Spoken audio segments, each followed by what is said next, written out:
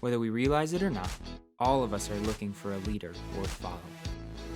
We spend different seasons going from teachers to family members to movie stars and athletes, looking for the perfect role model for our life. Each and every time, we find that the people we have chosen to put our hope in let us down. What if this didn't have to be the case? What if there's a perfect leader that we all have the chance to follow? As we read the Bible over and over again, we find Jesus' simple, radical call. Come, follow me. What does it mean to follow the leader? Let's find out together.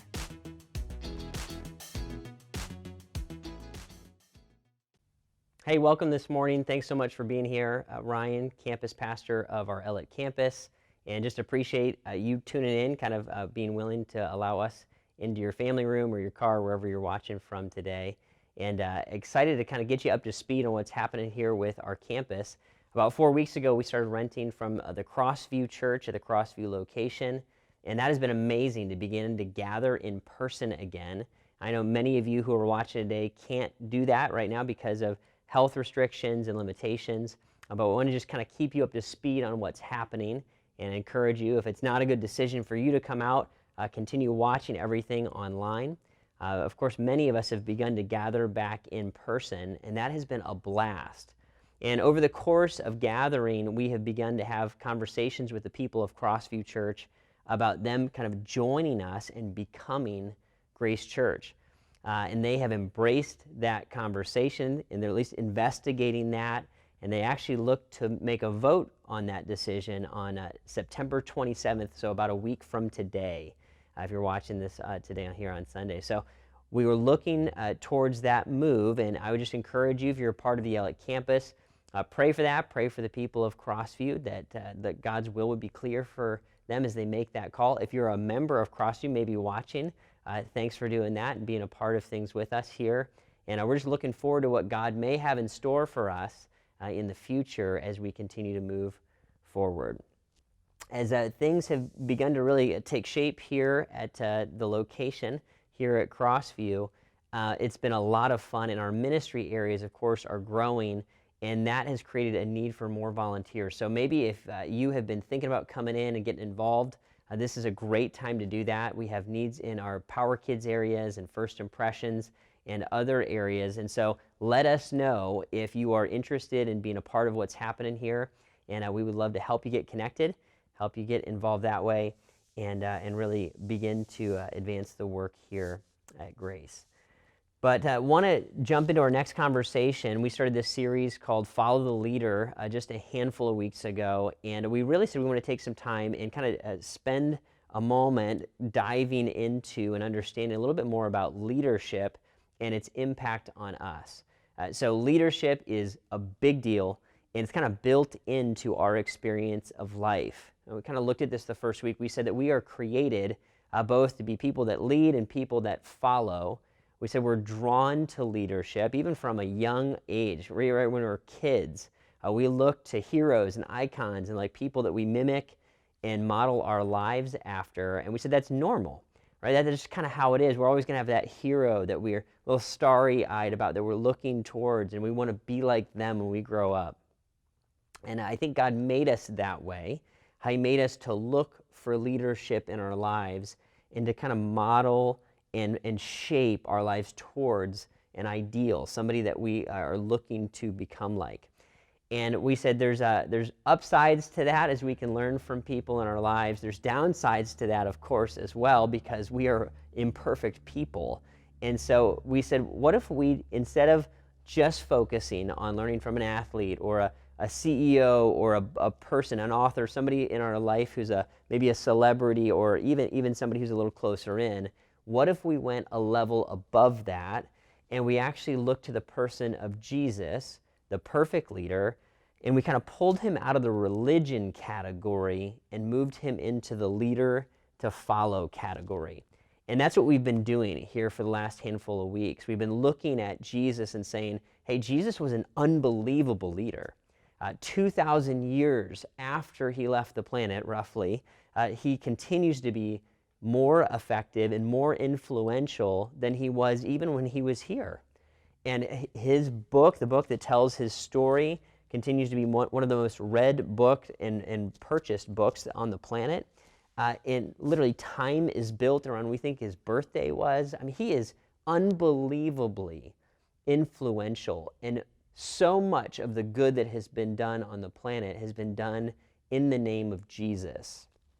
And so Jesus, unbelievable leader, we tend to think of when we hear Jesus, if you grew up in church maybe especially, we tend to think of him in the religion category.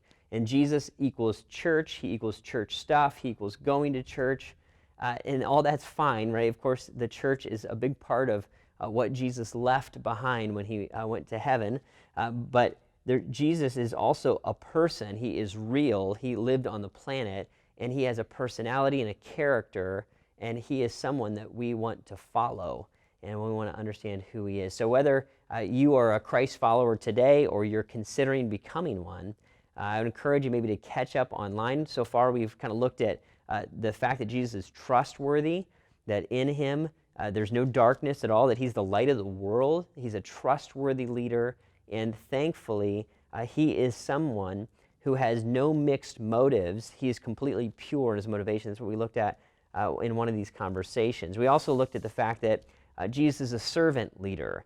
Jesus invented servant leadership. So if you're somebody who studies leadership and you hear about the concept of servant leadership, let me just tell you, that all came from Jesus. And he came, and he would say this, I came not to be served, but to serve and to give my life as a ransom for many. Last weekend we looked at the fact that Jesus is a gentle leader, that he sees everybody, not just the people who seem to be really important or a big deal. He sees people who have been rejected and outcast, people who are kind of on the outskirts of society, and he sees us in our weakness and our failure and our pain. All right, and today what we want to do is take some time and really look at the kind of intentionality that Jesus came to the planet with. Jesus showed up with purpose. He came here kind of on a mission and with something in mind to do that he knew that God was asking him to do, right? So that's kind of how Jesus came. And I don't know about you, but I think of scenarios where I kind of approach life on a mission, all right, a situation. And for me, I always think of going shopping at the grocery store.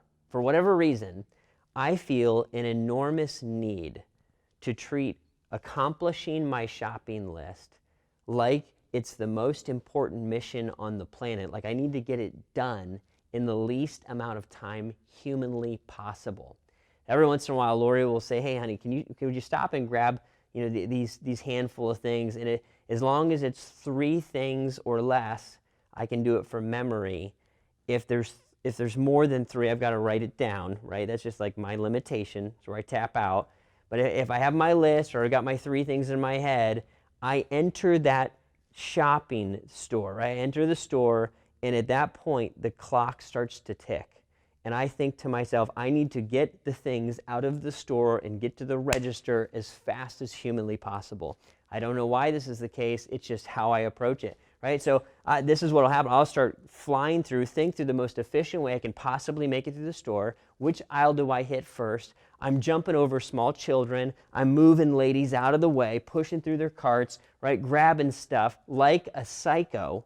Right? I'm like the Terminator moving through the grocery store, all to gain what? 90 seconds of efficiency? I don't know what's wrong with me.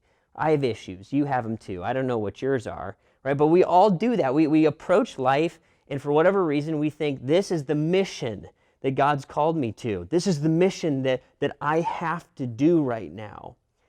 And some of those missions are hilarious, and they really don't make any sense. Some of the missions really are impactful and meaningful. And it just happens to be that the mission that Jesus is called to is going to be of epic proportions. And we're going to see as we look at this leader in our lives that his mission is going to connect to our mission. His purpose is going to connect to our purpose. And if we follow him, we're going to find ourselves on the path to a purposeful, impactful life. So I want to spend some time here just in the beginning kind of showing us the purpose and the intentionality that Jesus came to life with, he came to the planet with, and then we're going to spend some time here in kind of the back half of our conversation unpacking how that might show up in a big way in our lives. So let's spend some time looking at Scripture here. The first one I want to look at is in 1 John 3:8, in the second half of the verse, verse 8b. Here's what it says. John, who is in his he's in his 90s, later in life, he says, the reason the Son of God appeared was to destroy the devil's work. So here's how he summarizes the life of Jesus. The reason Jesus shows up on the planet, the reason Christmas happened, is so that Jesus could kind of show up and oppose, destroy this work that the devil is doing. Right? So the devil exists, he's real, he is existing to destroy the stuff that God is doing. So Jesus is showing up and saying, hey, I'm going to fight against that. While the devil is introducing lies, Jesus is bringing truth. While the devil is trying to destroy, Jesus is trying to save. And over and over again, you could sum up the reason that Jesus came was to destroy the devil's work. He goes on here in Luke chapter 19, verse 10. Jesus is going to talk about himself in this verse. He's going to say, for the Son of Man came to seek and to save that which was lost. Right? He says, I'm on the planet for this. He's not talking about seeking out and saving items that are lost. He's looking for people. He's saying the people that have gotten disconnected from their purpose, disconnected from what they're made for the reasons why they're on the planet, and have kind of lost their way. He says, that's who I'm looking for. People who feel confused, people who don't know the truth about me and my Father. That's who I'm looking to collect and connect with, and I want to bring salvation to them. This is going to be a driving mission for Jesus, and he's kind of fixated on this mission. It's going to be his life's work, is helping people come out of the enslavement of the devil, helping people find their way back to God, and this mission is going to consume Jesus. So much so that Isaiah, hundreds of years before, would describe the kind of intensity that Jesus would come at this mission with. Here's what he says back in the book of Isaiah in the Old Testament, in Isaiah chapter 50, verse 7. This is kind of talking about describing Jesus. It says, because the sovereign Lord helps me, I will not be disgraced. Therefore have I set my face like flint, and I know I will not be put to shame. Okay, talking about Christ here in Isaiah, it says that Jesus set his face like flint. He was resolute. He was steady. He was fixed on his mission to go seek and save the lost, to oppose what the devil was doing. And he was intense about it. He's committed to it. And in fact, if you read the story of Jesus, one of the things that I think is fascinating, we're not going to look at it today, is that Jesus was actually tempted by the devil when he lived on the planet. And that was actually part of his work, was Jesus has this mission, and then all of these tempting things kind of are put in front of him. Hey, Jesus, you can have an easy life. You can have all the kingdoms of the world. You don't have to do all this hard. You don't have to go to the cross. And all these temptations, all were really distractions to pull Jesus off the course of his mission. And of course, Jesus comes through these temptations victoriously, and he's able to stay on mission all the way through. I want to give you a few examples of this. Jesus is so intense, so connected to the work that God had given him to do, that the people around him started to get a little bit concerned for him because of his dedication to the mission and because he was so kind of fixated on it. Here in John chapter 4, his disciples, who he basically lived life with, these guys would be with each other all the time. They traveled together. They helped people together. Jesus taught, and they were with him in that setting and context. And here in John chapter 4, here's what it says in verse 31. It says, meanwhile, his disciples urged him, Rabbi, eat something. They're like, hey, man, you got to eat. You're gonna get sick. You're going to get weak. And it's fascinating. Here you can just kind of feel the intensity of Jesus' reply. and you can feel his focus. Here's what he says in 32 of chapter 4 in John. It says, "But he said to them, I have food to eat that you know nothing about." And then he goes on, he says, "My food is to do the will of him who sent me and to finish his work." He's saying what sustains me, what nourishes me, what fuels me is this mission that God has given me. And he's kind of saying, guys, you're not even tuned into it right now. You don't understand how important this work is for me. It's not that Jesus never ate food. Of course he did. But what he's saying is this mission is really what I'm about. It's way more important. My mission, the mission to my soul, is much more important than food is to my body. Another time, Jesus would have this kind of interaction with his family. They would come and look for him and try to kind of have an intervention with him. This happens in Matthew chapter 12. In verse 46, it says, "While Jesus was still talking to the crowd, his mother and brothers stood outside wanting to speak to him. Someone told him, 'Your mother and brothers are standing outside wanting to speak to you.'" Right? So Jesus is teaching, he's talking like he always is. He's always kind of working and telling people about the kingdom and what he is and who he is and what he's looking to do. And then, of course, his family, they're trying to get a hold of him and trying to connect with him. And we don't know what they want to talk to him about, right? Maybe they're like the disciples and they're trying to get Jesus to eat. That's what moms are always doing, right? Moms are always like, "Have you eaten? Are you eating enough?" You can go have a meal at home, and then mom is going to look back at you and say, "Make sure to have another helping. Make sure you eat something." Maybe they were worried about his relationship with the religious leaders. We don't know. We have no idea what this intervention essentially was about. But there's concern here. They're looking at Jesus and saying, "Man, we need to talk to you. We want to be with you. We want to connect with you." And I just want you to feel this. Feel the intensity of Jesus' reply. He's not being rude. We're seeing his focus. He says in verse 48, he replied to him, "Who is my mother and who are my brothers?" Pointing to his disciples, he says, "Here are my mother and my brothers, for whoever does the will of my Father in heaven is my mother and my sister and my brother." He's saying, I'm so consumed with this mission.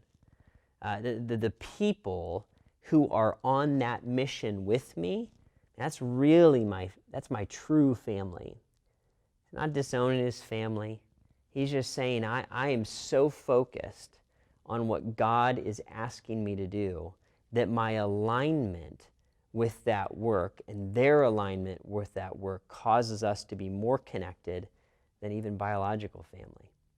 This stuff is huge. So Jesus is on the planet, and he's on the planet on purpose. He's not here on accident. He's not walking through life lackadaisically and trying to just kind of muster up a reason to exist. He's not searching for purpose.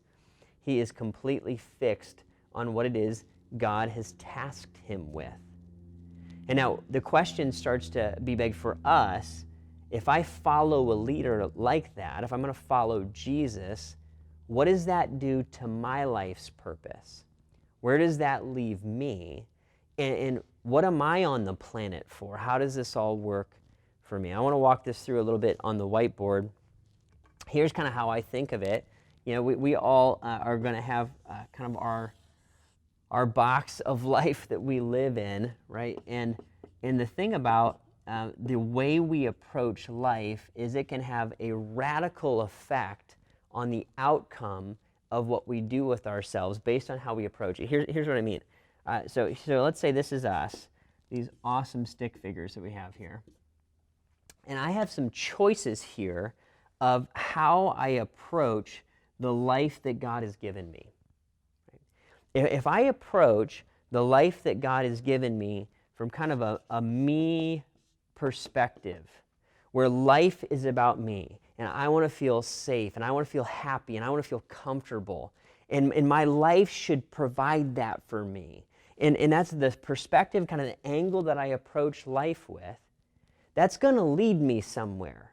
That's going to take me somewhere. It's going to produce a certain kind of experience of life on the planet.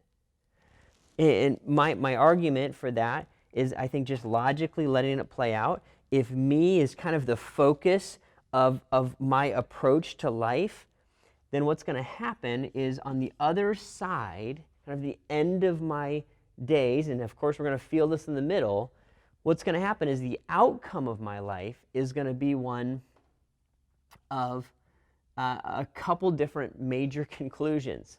When I approach life from a me perspective, what's going to happen is I'm going to walk away with a life that's going to feel a little bit shallow.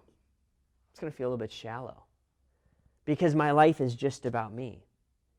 And if all I ever live for is me, then there's not a rich kind of depth to my life because it's all self-centered. I spent all of my investments and my time on myself, and what I'm left with is just a whole lot of me. That's it. If I walk through life and it's me focused, I'm going to end up feeling a little bit irrelevant. A little bit irrelevant. And you say, well, why irrelevant?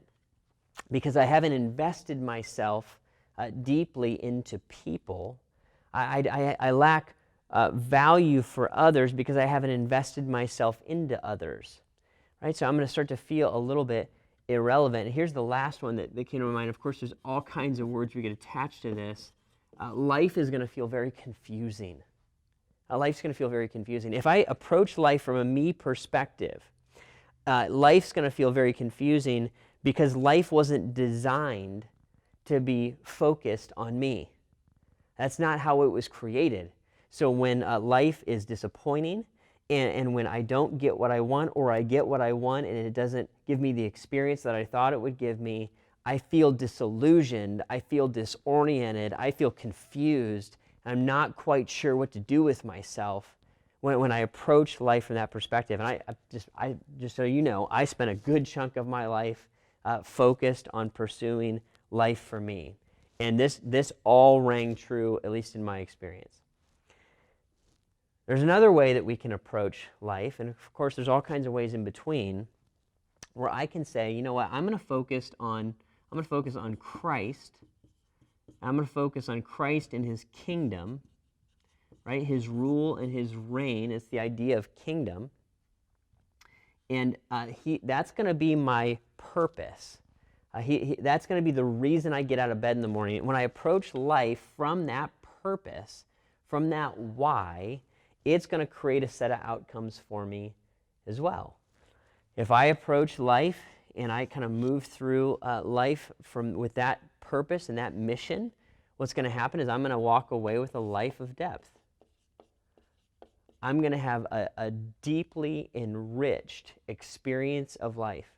Not easy, not always comfortable, maybe not even always that safe, but deep. Right? A deeply profound experience of life here on the planet. Not only am I going to experience a kind of a major depth, I'm going to have an enormous impact on the people around me.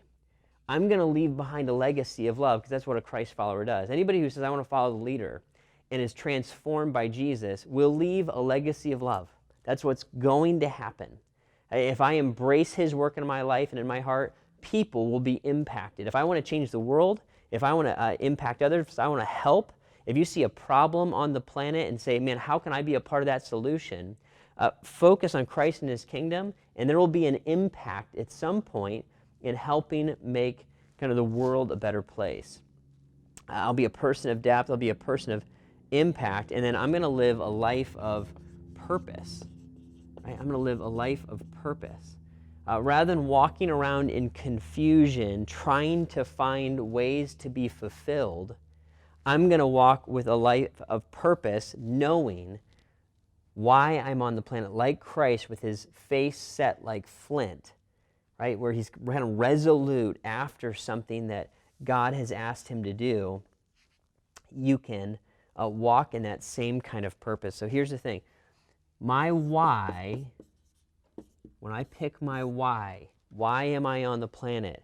Why am I here? Why am I, kind of what's my purpose and how am I going to approach life is going to deeply and profoundly affect my where I end up. Kind of the landing point of my life is determined by the purpose that I pick. Right? It's going to send me somewhere. So a lot of us, I've thought this as well and wrestled with it as well, wonder, where's my life taking me? What's God's will for my life? What job should I take? Where should I live? What kind of person should I become? Ultimately, those questions are picked down here when I pick kind of the why of my purpose. So I can fill this in and say, look at different pieces of my life through this lens, right? I can look at school and say, if I approach school from a me perspective, I'm there to be popular, I'm there to be seen, maybe I'm just there to get through it, and I can't wait to get this thing done so that I can get on to the next part of my life. If that's my attitude, my experience of school is going to be here. Right? It's going to feel shallow. I don't know why I'm a part of this. It's irrelevant. It's confusing. Why do I have to spend all this time here? If I approach it as a mission that Christ has put me on, I approach school from a completely different perspective. I can say, I'm here on purpose. It is not an accident that I find myself in this schedule of study, in this class, in this grade, with these students, in this time and place. I can impact the people around me by the way that I love, by the integrity that I live out. Right? I can see the difficulties of that assignment show up and create depth in me as the trials mature and complete me. We could say the same thing about a job. Man, I'm in this job. It feels like a dead-end job. I wish I could get out of this job. If I approach it from a me perspective, it feels like something I just have to get through to get to retirement. If I approach it from a me perspective, I might say, I just want to elevate and climb the ladder. Why did that person get the job that I wanted to get? And I walk away feeling discontented and confused and frustrated. I'll have an irrelevant experience. Or I could come over here, approach my job through this purpose, through this why, and all of a sudden I realize, wait a minute, I'm here on purpose. It is not an accident. This is a mission that God has given me to love people, to be changed as I kind of fill this role that God has put me in for this time and place. And it calms me down, it gives me peace, and I realize even there's a joy in the purpose that God has placed me somewhere for a reason. It's not an accident. And my life isn't over if I don't get everything that I want being on this track instead of this track. We could go on and talk about our family relationships. This is going to change the way that I parent, change the way that you grandparent, change the way you approach being a brother or a sister, right? Changes everything. If my family is just there to fulfill me and to make me happy and to meet my needs, then that's going to be frustrating and shallow and very disappointing. If my family is a family that Christ has placed me into, then these people are people that I love or people that I raise or people that I invest in for the sake of Christ and His kingdom. And that is a very, very, very different approach than approaching my family as just something that exists to serve me and my needs and my wants and kind of all the things that I might want from it, right? So the picking of my why, the picking of my purpose is going to have a radical effect on my landing point in life. If I want to follow the leader, boy, here's what Jesus looked like. He's a man of depth. He's a man of enormous impact. He's loaded with purpose. And if we're honest, if we look at much of what our culture prescribes and produces, there's a lot of shallow and there's a lot of irrelevant and there's a lot of confusing. I don't know about you. I don't want to be there. As tempting as this feels, to be all about me, it seems logical that if I want to be happy, I should focus on me. But in fact, the most joy comes when I don't focus on me, but when I focus on Christ and His kingdom, when I live as Jesus did, and I approach it from this different lens. This is where the good stuff is. When I follow the leader, I find this kind of stuff on the other side. You ever known someone who's up in age, up in years, and they have followed Christ for a long, long time? They've loved him, they've been sacrificial. I bet you find something like this. Because it's what this path produces. So what do we do with this, right? Big question, big conversation. As we look at the leadership of Jesus and see his intentionality, his purposefulness, here's what I think we do. I think we follow the leader. I think for us that looks like letting Christ be the one purpose in our lives. Here's the challenge of this whole thing. Ultimately, we're going to have one purpose that we lock into. That's a challenge. That's a challenge for me. I want to have a couple different purposes. But at the end of the day, one of them's going to win out. Jesus talked about this. He said you can really only have one master. Right? If you have a couple of them, you're going to hate one, love the other. You're going to feel conflicted. You're going to feel torn. If you try to keep your allegiance and your purpose, your master, on the same level, ultimately one is going to work out. So I want to choose, what is my purpose today? And I realize you may be listening to this conversation and you're wondering, I don't know what my purpose is. Maybe you've tried some on for a while and you found out, like I did, that this kind of leads here. And maybe I tried on a bunch of them. I tried out accomplishment. I tried out success. I tried out fulfillment. I tried out straight up just selfishness as a lifestyle.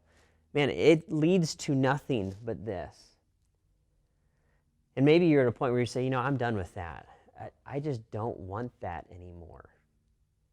I don't blame you, and I get it. Maybe you're ready to release that side of life, release that path.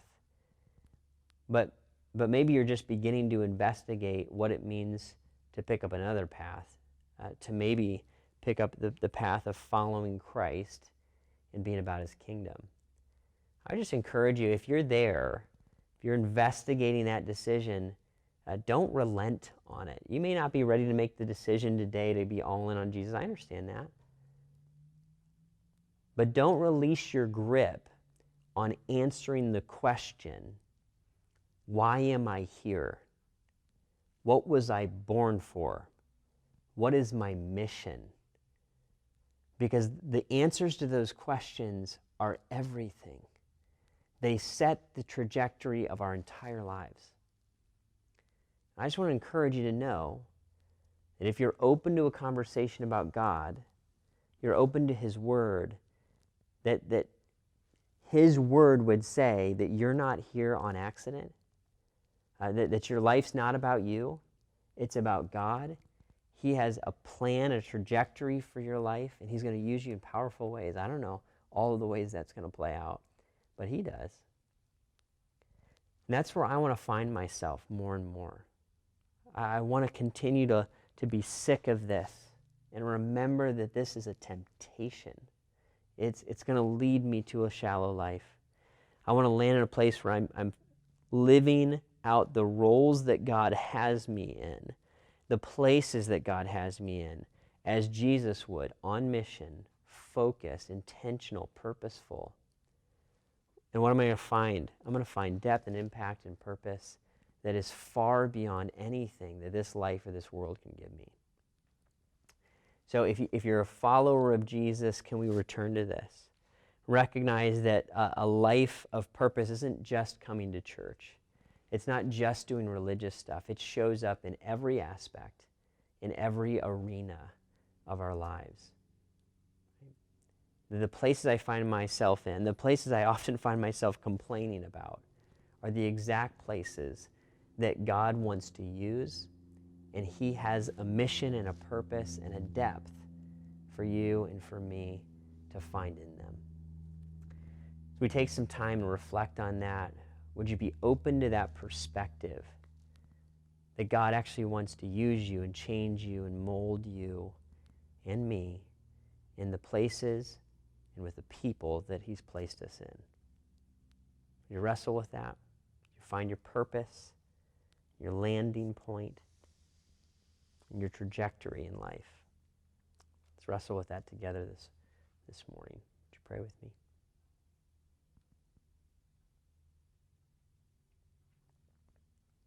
Lord, I'm so glad and so grateful that you reveal to us that these lives that we live that are aimed at kind of self-centeredness, God, just leads nowhere. Lord, I just want to say I'm sorry for the times and the ways that I continue to fight to pursue my own self-satisfaction independently of you. Lord, I want to believe more and more that real life and real joy and real peace is found when I settle in to your will for my life. When I settle into the assignments and kind of the relationships and the places that you've put me in. Or would you help us to reconcile with all that?